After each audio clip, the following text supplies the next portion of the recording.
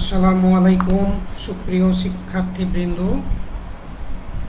আশা করি তোমরা সকলে ভালো আছো। এই কোভিড পরিস্থিতির কারণে আমাদের চলমান ফেসবুক লাইভ ক্লাসে তোমাদের স্বাগতম। আজকের তৃতীয় ক্লাস, প্রথম ক্লাসটা পরিচিতি ছিল, মূলত আজকে এটা দ্বিতীয় তোমাদের অধ্যায় অনুযায়ী দ্বিতীয় ক্লাস হচ্ছে। যাদের জন্য এই ক্লাস তারা হচ্ছে প্রথম পর্ব ইলেকট্রিক্যাল, ইলেকট্রনিক্স, মেকানিক্যাল, ইলেকট্রোমেডিক্যাল এবং তৃতীয় পর্ব civil technology, power technology, computer technology ও মেকাট্রনিক্স টেকনোলজি। সকলেই তোমরা যথারীতি উপস্থিত হয়েছ। আমার অনুরোধ ছিল তোমরা ক্লাসে একটি খাতা এবং কলম নিয়ে বসবে, তাহলে তোমাদের জন্য সুবিধা হবে। আমি আজকের এই ক্লাস উপস্থাপনায় আছি Ashfakullah Sekin, instructor nontech, Rajshahi polytechnic institute. আজকে আমরা মূলত যে গতদিন পরমাণু পড়েছিলাম, সেই পরমাণু সম্বন্ধে আরেকটু যে বিস্তারিত আলোচনা আমি করব। পরমাণুর মূল কণিকা সমূহ নিয়ে আজকাল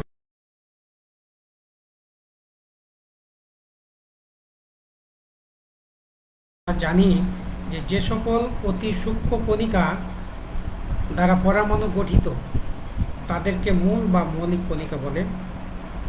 আমরা সকলেই জানি যে পরমাণু মূল কণিকা তিন প্রকার।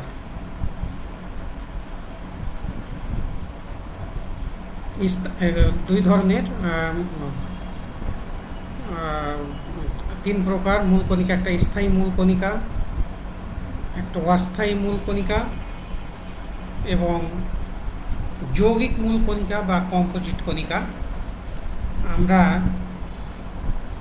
আগে দেখি স্থায়ী মূল কণিকা। যে সকল মূল কণিকা সকল মৌলের পরমাণুতে স্থায়ী উপাদান হিসাবে থাকে তাদেরকে স্থায়ী মূল কণিকা বলে। স্থায়ী মূল কণিকা আমরা জানি যে তিনটি। স্থায়ী মূল কণিকা হচ্ছে তিনটি, যথা ইলেকট্রন, প্রোটন ও নিউট্রন। এটা সকল পরমাণুতেই বিদ্যমান থাকে।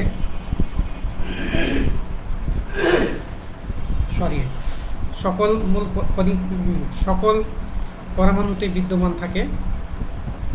অস্থায়ী মূল কণিকা, যে সকল মূল কণিকা সকল মৌলের পরমাণুতে স্থায়ী উপাদান হিসাবে থাকে না, অল্প সময়ের জন্য পরমাণুতে এদের উপস্থিতি লক্ষ্য করা যায়,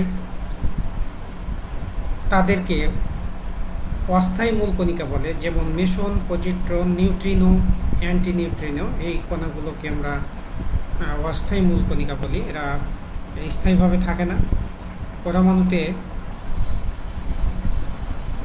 অল্প সময়ের জন্য মাঝে মধ্যে উপস্থিতি দেখা যায়। আর একটা হলো যৌগিক মূল কণিকা বা কম্পোজিট কণিকা। এই কণাগুলোর পরমাণুর স্থায়ী উপাদান নয়, বিশেষ অবস্থায় বা বিশেষ ক্ষেত্রে এদেরকে পরমাণুতে পাওয়া যায়। যেমন আলফা কণিকা ও ডিউটেরন, এগুলো হচ্ছে অস্থায়ী মূল কণিকা। পরমাণুর যে মূল কণিকা, স্থায়ী মূল কণিকা আমরা পড়লাম যে স্থায়ী মূল কণিকা ইলেকট্রন, প্রোটন, নিউট্রন, এদের একটু বিস্তারিত বর্ণনায় আমরা দেখব। এদের বিস্তারিত বর্ণনায় আমরা দেখব যে ইলেকট্রন 1897 খ্রিস্টাব্দে স্যার জে থমসন এটা আবিষ্কার করেন। পরমাণুতে এর অবস্থান হচ্ছে নিউক্লিয়াসের চারিদিকে বিভিন্ন কক্ষপথ বা যে শক্তি স্তর থাকে, যে তার পথ থাকে, কক্ষপথ থাকে, সেই পথে আবর্তন করতে থাকে ইলেকট্রন। চার্জ এবং চার্জের প্রকৃতি ও পরিমাণ। চার্জ হচ্ছে একক ঋণাত্মক চার্জ এবং এই চার্জের পরিমাণ হচ্ছে 1.6022 ইন্টু 10⁻⁻19 কুলম, বা ইএসইউ এককে যদি বলি ইলেকট্রোস্ট্যাটিক ইউনিটে, সেটা হবে -4.8029 into 10⁻⁻10 ESU electrostatic unit. Electron ভর অতি নগণ্য, এটা হলো 9.11 ইন্টু 10⁻28 কেজি, এবং একে সাধারণত বা ই মাইনাস দ্বারা প্রকাশ করা হয়। এই হলো ইলেকট্রন সম্পর্কে আমাদের একটু ধারণা থাকা দরকার, যেহেতু স্থায়ী কণিকা প্রত্যেক পরমাণুতেই এটা বিদ্যমান থাকে। এর পরের যে কণিকা সেটা নিয়ে আর একটু কথা, যে প্রোটনের চার্জ হলো পজিটিভ। আমরা জানি প্রোটন এটা পরমাণুর একটা স্থায়ী কণিকা, এবং এই প্রোটন নাম্বারটা দিয়ে পরমাণুকে মৌলকে আইডেন্টিফাই করা হয়। মূলত মৌল, ভিন্ন ভিন্ন যে মৌল আছে, এটা ভিন্নতার কারণ হচ্ছে তাদের ভিন্ন ভিন্ন প্রোটন সংখ্যা। প্রোটন সংখ্যা যদি চেঞ্জ হয়ে যায় তাহলে মৌল কিন্তু চেঞ্জ হয়ে যাবে, অর্থাৎ পদার্থটাই কিন্তু চেঞ্জ হয়, মৌলিক পদার্থটাই কিন্তু চেঞ্জ হয়ে যাবে। অর্থাৎ ইউনিক এই নাম্বার দিয়েই কিন্তু মৌলকে সাধারণত আইডেন্টিফাই করা হয়। এই জন্য এই নাম্বারটা অত্যন্ত গুরুত্বপূর্ণ। প্রোটন এটা আবিষ্কার 1998 খ্রিস্টাব্দে বিজ্ঞানী রাদারফোর্ড। পরমাণুতে এর অবস্থান নিউক্লিয়াসে, অর্থাৎ পরমাণুর কেন্দ্রে যে নিউক্লিয়াস থাকে, এই নিউক্লিয়াসে প্রোটন অবস্থান করে। চার্জ হলো একক ধনাত্মক। চার্জের প্রকৃতি ও পরিমাণ, এটা হচ্ছে 1.6022 ইন্টু 10⁻⁻19 কুলম, অর্থাৎ এটা দেখা যাচ্ছে যে এই চার্জের পরিমাণটা ইলেকট্রনের সমান, এবং এটা হলো পজিটিভ চার্জ। শুধু চার্জের পরিমাণের আগে প্লাস সাইন চিহ্ন দেওয়া আছে। কুলমে এটা 4.80 ইন্টু 10⁻8029 ইন্টু 10⁻⁻10 ইএসইউ একক। এর ভর হচ্ছে 1.63 ইন্টু 10⁻24 কেজি, এবং এর প্রতীক সাধারণত ছোট হাতের পি দ্বারা প্রকাশ করা হয়। ইলেকট্রনকে ছোট হাতের ই, প্রোটনকে পি দ্বারা প্রকাশ করা হয়। তাহলে আমাদের দুইটা স্থায়ী কণিকা, তার মধ্যে একটা পেলাম যে বৃত্তাকার পথে নিউক্লিয়াসের বাইরে ইলেকট্রন ঘুরে এবং নিউক্লিয়াসে থাকে প্রোটন। এরপরে আরও একটি স্থায়ী কণিকা নিউট্রন। এই নিউট্রনটা হলো নিউট্রাল চার্জ, অর্থাৎ চার্জ নিরপেক্ষ একটি কণা। এটা 1932 খ্রিস্টাব্দে বিজ্ঞানী জেমস চ্যাডউইক আবিষ্কার করেন। পরমাণুতে অবস্থান এর নিউক্লিয়াসে, যে পরমাণু কেন্দ্রে নিউক্লিয়াস থাকে, নিউক্লিয়াসে মূলত দুইটি স্থায়ী কণিকা থাকে, একটি হলো নিউট্রন এবং আরেকটা প্রোটন। এই দুইটার সংখ্যাকে আবার নিউক্লিয়ন নাম্বার বলা হয়, পরমাণুর নিউক্লিয়ন নাম্বার। পরমাণুর ভর বা পারমাণবিক ভর, এই কণিকা দুটার যে যোগফল, দুটার সংখ্যা, মোট সংখ্যাকে পরমাণুর এই সংখ্যাকে মূলত পারমাণবিক ভর বলা হয়। আর প্রোটন যে সংখ্যা সেটা হলো পারমাণবিক সংখ্যা। প্রোটন সংখ্যাটা হচ্ছে পারমাণবিক সংখ্যা। এর চার্জ হলো চার্জ নিরপেক্ষ এবং চার্জের পরিমাণ হলো 0। ভর এর হলো 9.11 ইন্টু 10⁻⁻24 কেজি, এবং একে ছোট হাতের এন দ্বারা সাধারণত প্রকাশ করা হয়। এই হলো তিনটা যে আমাদের স্থায়ী কণিকা, এদের বর্ণনা। পজিট্রন,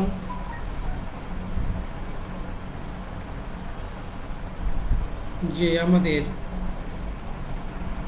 কণিকা রয়েছে অস্থায়ী মূল কণিকা, সে অস্থায়ী মূল কণিকা 1932 খ্রিস্টাব্দে বিজ্ঞানী অ্যান্ডারসন পজিট্রন বা ধনাত্মক ইলেকট্রন আবিষ্কার করে। একে ধনাত্মক ইলেকট্রনও বলা হয়। পজিট্রনের ভর ইলেকট্রনের সমান কিন্তু বিপরীত চার্জযুক্ত।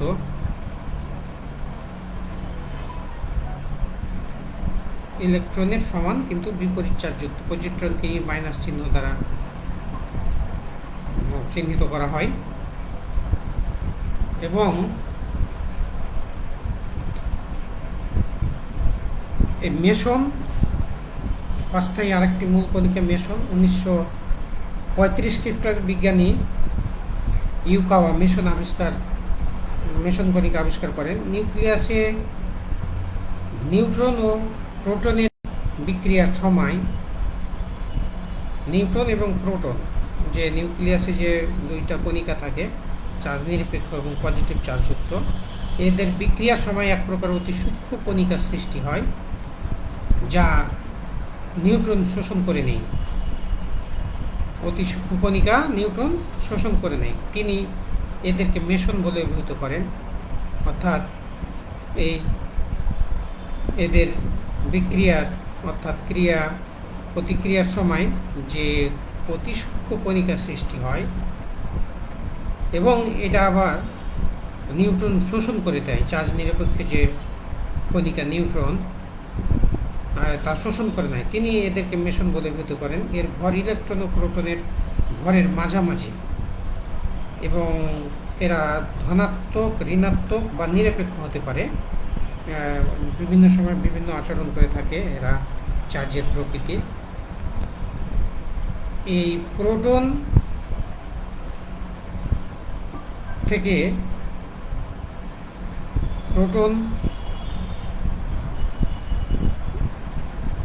থেকে যদি এই পজিটিভ চার্জ নিঃসরিত হয়, তাহলে এটা একটা নিউট্রন থাকে। আবার এই নিউট্রন থেকে যখন নেগেটিভ একটা চার্জ নিঃসরিত হয়, তখন এটা প্রোটন হিসাবে পরিণত হয়। অস্থায়ী কণিকা নিউট্রিনো, 1927 খ্রিস্টাব্দে বিজ্ঞানী নিউট্রিনোর অস্তিত্ব আবিষ্কার করেন। পরমাণুর নিউক্লিয়াসে নিউট্রন রূপান্তরিত হয়ে প্রোটন ও ইলেকট্রনে পরিণত হওয়ার সময় বিটা রশ্মি বিস্ফোরিত হয়। এখানে বলছে যে পরমাণু নিউক্লিয়াসে যে নিউট্রন যখন প্রোটনে রূপান্তর হয়, তখন যে কণিকা বিস্ফোরিত হয় সেটাই মূলত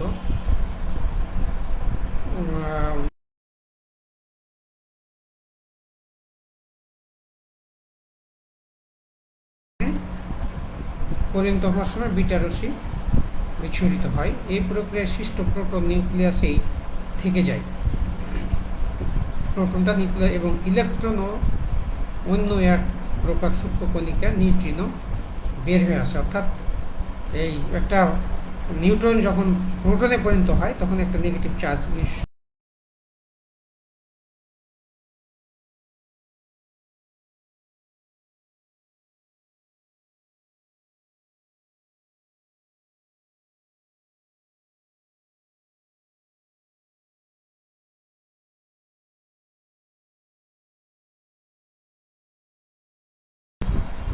একটি পড়া, সেটা হচ্ছে আইসোটোপ।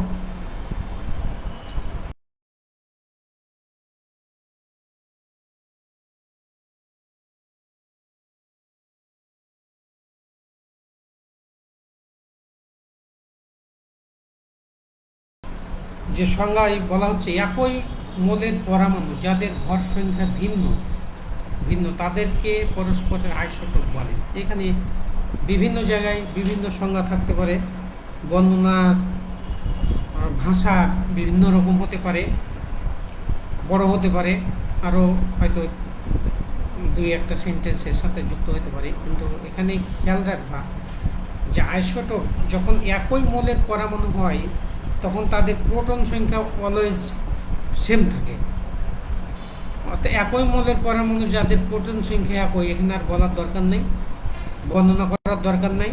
একই মোলের পরমাণু যদি হয়, মোল যদি একই হয়, তাহলে তাদের প্রোটন সংখ্যাও একই হবে। সেক্ষেত্রে প্রোটন সংখ্যা একই, এটা লেখার প্রয়োজন নাই। একই মোলের পরমাণু যাদের ভর সংখ্যা ভিন্ন, অর্থাৎ এখানে নিউট্রনের সংখ্যার কম বেশি থাকে। নিউট্রন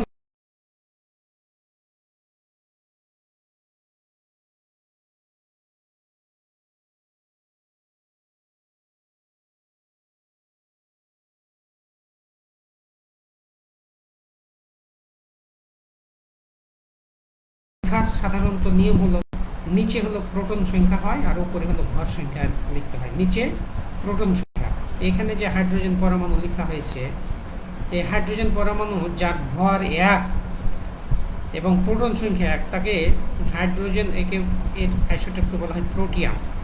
আবার যে হাইড্রোজেনের পারমাণবিক সংখ্যা 1, হাইড্রোজেন যেহেতু যদি মৌল থাকে, হাইড্রোজেন যদি হয় পদার্থ, তাহলে তার প্রোটন সব ক্ষেত্রেই কিন্তু একই হবে। এখানে আমরা উপরের যে সংখ্যাটা দেখছি এটা ভর সংখ্যা, এই ভর সংখ্যাটা ভিন্ন। ভর সংখ্যা ভিন্ন মানে এখানে এক্ষেত্রে প্রোটন একটা, এর ভরও এক, অর্থাৎ এখানে নিউট্রন নাই। প্রথম যে হাইড্রোজেন, এই প্রোটিয়ামটাতে নিউট্রন নেই। নিউট্রন না থাকার কারণে এর নিউট্রন সংখ্যা 0, এই প্রোটনটাই উপরে দেখাচ্ছে, অর্থাৎ 1+0=1 হয়েছে। এখানে ডিউটেরিয়াম প্রোটন সংখ্যা 1, আর এখানে হচ্ছে নিউট্রন সংখ্যা 1, অর্থাৎ একটা নিউট্রন একটা প্রোটন যুক্ত হয়ে মিলিত হয়ে আছে, যোগফল 2টা। এই 2টা হলো ভর সংখ্যা, অর্থাৎ যে হাইড্রোজেনের ভর 2 তাকে ডিউটেরিয়াম বলা হয়, এবং যে হাইড্রোজেনের ভর 3, এখানে নিউট্রন সংখ্যা হচ্ছে 2টা, প্রোটন একটা নিউট্রন 2টা মিলে 3টা, এই 3 হলো ভর সংখ্যা। এই ট্রিটিয়াম, অর্থাৎ হাইড্রোজেনের এই 3টা আইসোটোপ, অর্থাৎ একই মোলের যদি পরমাণু হয় এবং তাদের যদি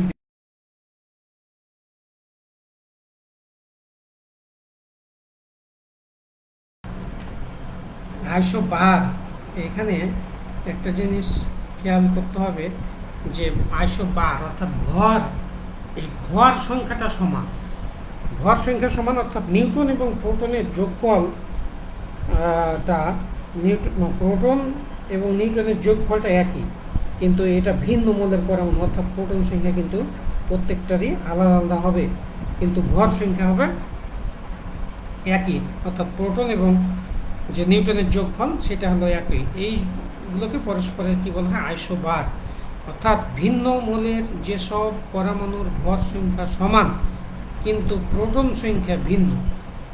প্রোটন সংখ্যা ভিন্ন মানে পরমাণু আলাদা, ভিন্ন মোলের পরমাণু, তাদেরকে পরস্পরের আইসোবার বলা হয়। এখানে আর্গন, এখানে পারমাণবিক সংখ্যা বা প্রোটন সংখ্যা, প্রোটন সংখ্যাকে পারমাণবিক সংখ্যা বলা হয়। এই পারমাণবিক সংখ্যা বা প্রোটন সংখ্যা হচ্ছে 18, আর এখানে ভর অর্থাৎ নিউট্রন আছে 22টা, তাহলে এই 22 আর 18 যোগ হলো 40। এখানে পটাশিয়ামের প্রোটন সংখ্যা হলো 19 আর ভর হলো 40, ক্যালসিয়ামের প্রোটন হলো 20, ভর 40। এই কপারের এই 3টা পরস্পরের হলো আইসোবার। আবার এখানে কপার এবং জিঙ্কের ক্ষেত্রে আমরা দেখতে পাচ্ছি কপারের প্রোটন সংখ্যা 29, জিঙ্কের 30, কিন্তু উভয়েরই ভর সংখ্যা 64। এই কারণে এগুলোকে এই দুটো পরস্পরের আইসোবার। তাহলে আইসোবারে ভর সমান আর আইসোটোপে একই মোলের পরমাণু কিন্তু ভর ভিন্ন। এবার হলো আইসোটোন, এটা হলো একটু ভিন্ন প্রকৃতির। টোন অর্থাৎ এখানে নিউট্রন সংখ্যা সমান, মানে ভিন্ন মোলের পরমাণু, একই মোলের না, এটা ভিন্ন মোলের পরমাণু যাদের নিউট্রন সংখ্যা সমান, এইগুলো পরস্পরের আইসোটোন বলা হয়। নিউট্রন সংখ্যা সমান অর্থাৎ এই উপরে যে সংখ্যাটা লেখা হয় বললাম যে প্রোটন এবং নিউট্রনের যোগফল, তো এখানে প্রোটন আছে নিউট্রনও আছে, আর নিচে আছে হলো প্রোটন। এই প্রোটন প্লাস নিউট্রন থেকে যদি আমি প্রোটন বাদ দিই তাহলে আমরা নিউট্রনের সংখ্যাটা পাবো, অর্থাৎ 3 - 1 সমান সমান হলো 2। এই যে ট্রিটিয়াম, এই ট্রিটিয়ামে নিউট্রন আছে 2টা, নিউট্রন আছে 2টা। আবার হিলিয়ামে যে এখানে 2 হলো প্রোটন সংখ্যা এবং প্রোটন প্লাস নিউট্রন অর্থাৎ ভর সংখ্যা হলো 4। এই 4 থেকে যদি আমি 2 বাদ দিই, প্রোটন বাদ দিই, অর্থাৎ নিউট্রন এবং প্রোটনের যোগফল থেকে যদি প্রোটনের সংখ্যা বাদ দিই তাহলে আমরা নিউট্রন পাবো। তাহলে এখানে হলো 2। তাহলে এই ট্রিটিয়ামের ক্ষেত্রেও 2, আবার হিলিয়ামের ক্ষেত্রে 2। সেই জন্য এই হিলিয়াম এবং ট্রিটিয়াম পরস্পরের আইসোটোন। আইসোটোনে বলছে ভিন্ন মূলের পরমাণু যাদের নিউটন সংখ্যা সমান তাদেরকে পরস্পরের আইসোটোন বলা হয়। এখানে আরও নিচে 3টা উদাহরণ দেওয়া আছে, সেটা হলো সিলিকন, ফসফরাস এবং সালফার। এখানে সিলিকনের পারমাণবিক সংখ্যা হলো 14 আর পারমাণবিক ভর হলো 30। এই প্রোটন এবং নিউট্রন এই পারমাণবিক ভর আর প্রোটনের সংখ্যাটা হচ্ছে পারমাণবিক সংখ্যা। তাহলে এইটা থেকে এটা বাদ দিলে হয় 16। আবার ফসফরাসের 15 এবং 31 ভর, তাহলে এই 15 থেকে 31 থেকে 15 বাদ দিলে হয় 16। আবার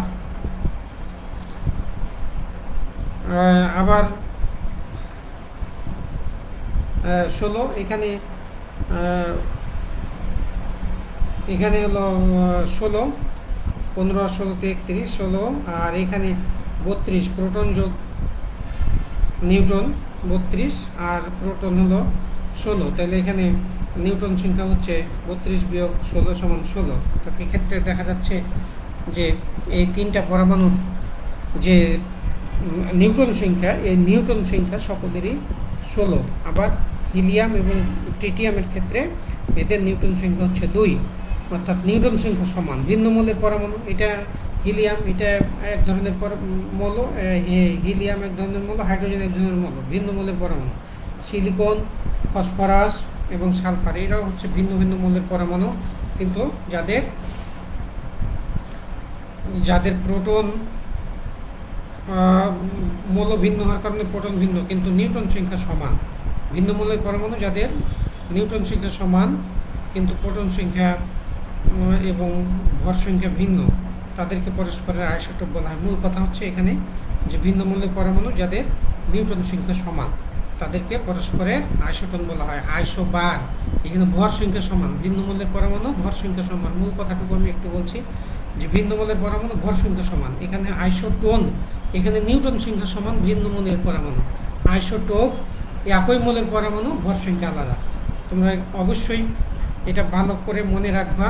এটা এখান থেকে এই 3টা টপিকস খুবই গুরুত্বপূর্ণ সব ক্ষেত্রেই।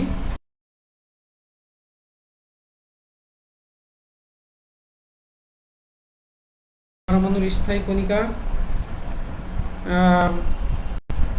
একটা হলো স্থায়ী, একটা হলো অস্থায়ী।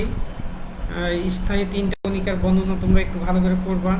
ইলেকট্রন, প্রোটন এবং নিউট্রন, তাদের অবস্থান, চার্জের পরিমাণ, চার্জের প্রকৃতি, আবিষ্কারকের সন, এগুলো সম্বন্ধে যদি বর্ণনামূলক প্রশ্ন অনেক সময় আসে তখন এইগুলো ডিটেলস একটু লেখা লাগে। আবার পার্থক্য বা সংজ্ঞা আকারে আসলে যেন এখান থেকে তোমরা লিখতে পারো।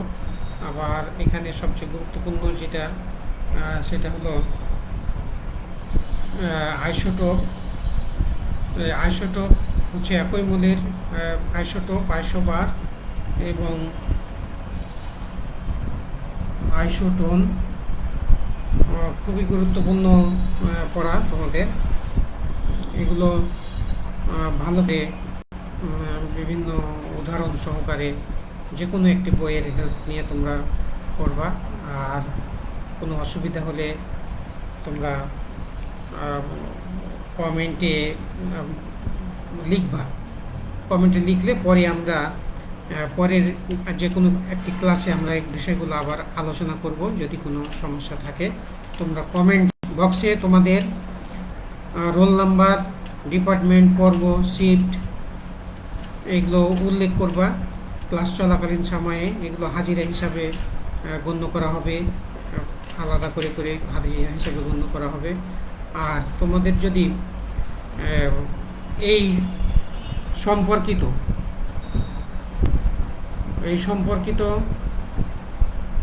এই প্রাসঙ্গিক কোনো প্রশ্ন থাকে তাহলে তোমরা কমেন্টে লিখবা। আমি পরে একটা সলভ ক্লাস করে তোমাদের এই বিষয়গুলো আলোচনা করার আমি চেষ্টা করব।